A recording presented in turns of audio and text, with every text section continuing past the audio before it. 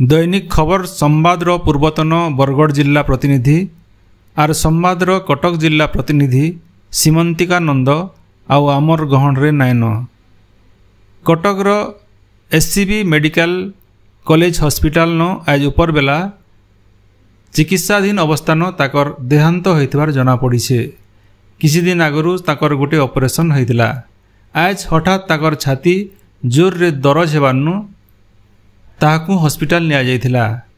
जने निर्भीक महिला सांबादिक भावे तांकर बने परिचय रहिथिला।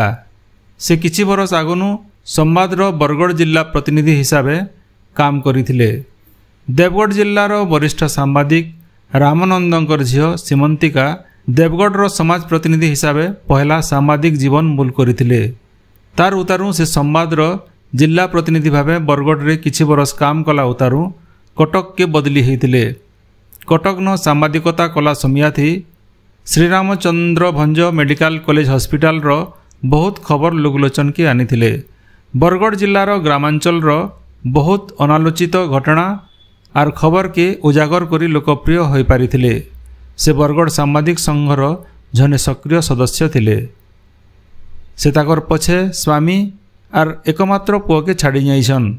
तांकर देहांत खबर पाइला उतारू बरगढ़ जिला सहित पश्चिम ओडिशार सांबादिक महलन शोक प्रकाश पाइछे। गणदृष्टि परिवार तांकर वियोगरे गभीर श्रद्धांजलि अर्पण करुछे।